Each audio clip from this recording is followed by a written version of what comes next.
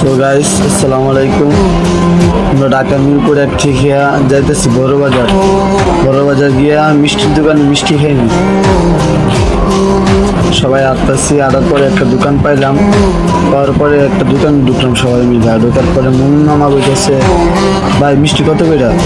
300 টাকা কেজি। দোকান বেশি হয়ে জানা তখন বললাম, মামা আইসি যখন ঠেকে গেছে, আচ্ছা সাদাটা লাউ লাউ লেরাও খেলাই।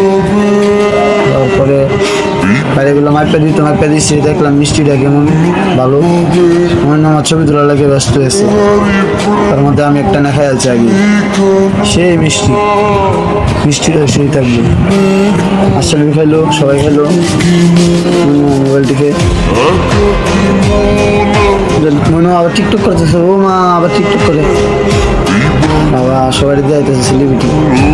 আশাবি ভাই এখন টিয়া দিবার দেবো, আশাবি ভাই টিয়া আসো। আর বিলাল ভাই থেকে কি সুন্দর টিয়া দিতেছে, টিয়া দিব। তাহলে দুনা মনে লাগাইছে বিলাল ভাই, শালা খালি আসে আর কিছু করে না।